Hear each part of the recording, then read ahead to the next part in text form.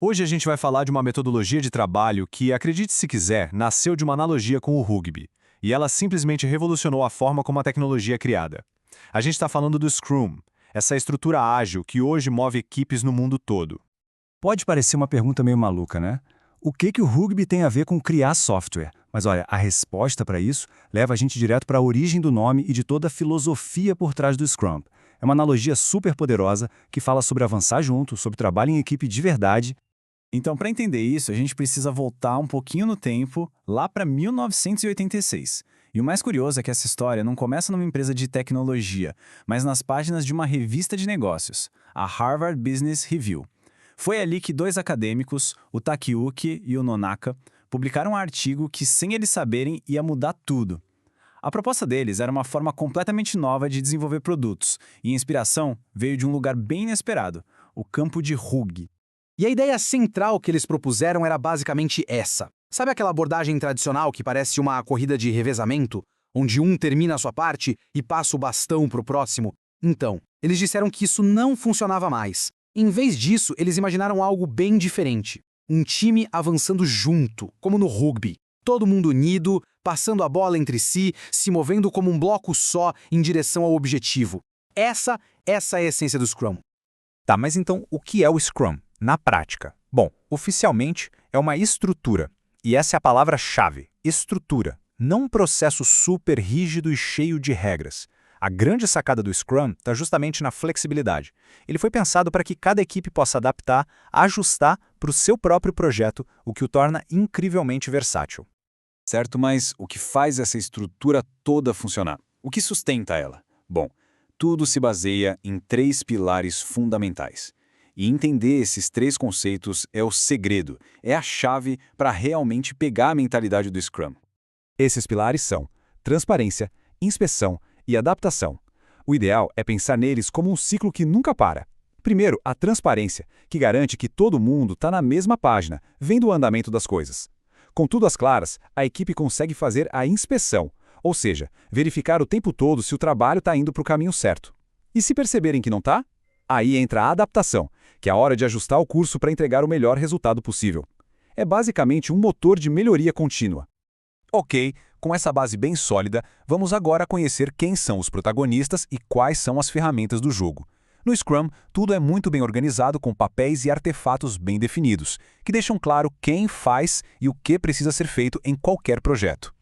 Então, uma equipe Scrum sempre vai ter 3 papéis que são essenciais: o Product Owner, o Scrum Master e o time de desenvolvimento. A mágica toda acontece porque cada um tem responsabilidades muito claras, mas o sucesso de verdade só vem quando eles trabalham em perfeita sintonia.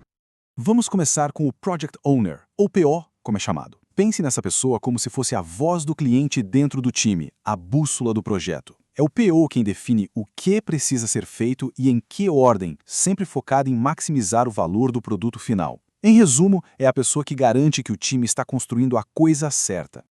Depois, a gente tem o Scrum Master. E aqui, olha, a mentalidade é outra. Ele não é um chefe, de jeito nenhum. É o que a gente chama de líder servidor. O papel dele é garantir que o time consiga trabalhar da melhor maneira possível. Como? Removendo qualquer obstáculo que apareça, facilitando as reuniões e, principalmente, protegendo o time de interrupções. Ele é quem garante que a equipe construa as coisas da maneira certa. E por último, mas não menos importante, a gente tem o coração da execução, o time de desenvolvimento. É o grupo de especialistas que pega as ideias do backlog e transforma em um produto que funciona de verdade. A palavra mais importante aqui é auto-organizado. Não tem um gerente dizendo, fulano faz isso, ciclano faz aquilo. A própria equipe decide qual é a melhor forma de atingir os objetivos. Então, só para deixar bem claro e resumir a diferença, o Product Owner foca no quê?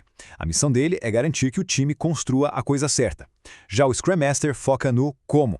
A missão dele é garantir que o time construa do jeito certo, seguindo as boas práticas do Scrum. Beleza, já conhecemos os papéis. Mas com o que essa galera trabalha? Bom, o Scrum usa o que a gente chama de 3 artefatos principais.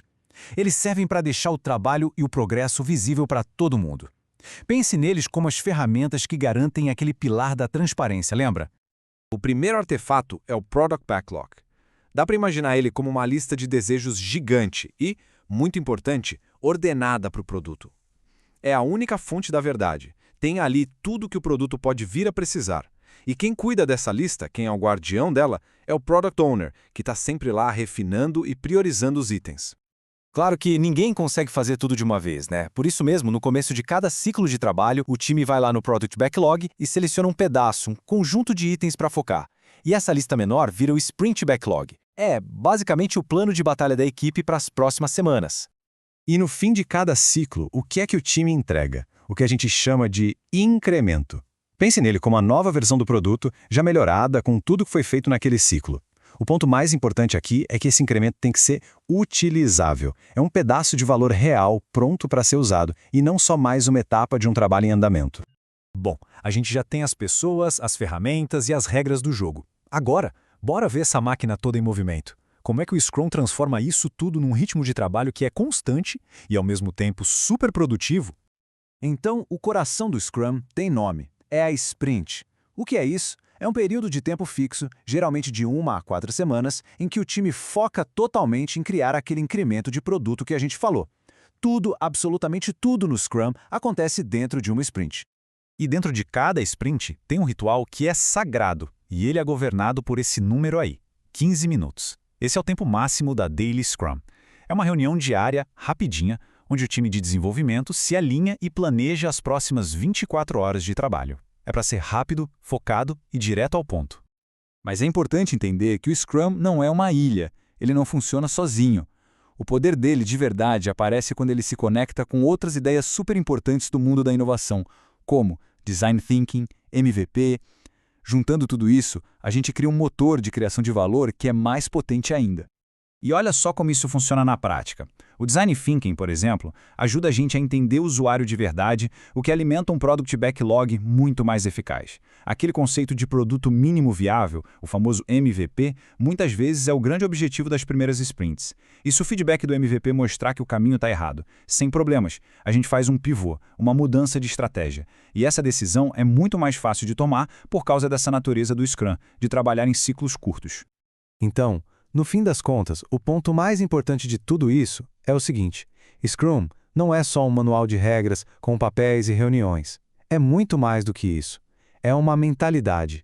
É ter a cultura de olhar para o que foi feito, aprender com os acertos e os erros e se adaptar para fazer melhor da próxima vez. E de novo, ciclo após ciclo. E tudo isso acaba deixando uma pergunta no ar, para a gente pensar. Os pilares do Scrum, transparência, inspeção e adaptação, são super poderosos para criar software, isso a gente já viu. Mas, e se a gente levasse essa mesma mentalidade para outras áreas? Para a forma como a gente gerencia nossa carreira, nossos projetos pessoais ou até mesmo os nossos times? Fica aí a reflexão.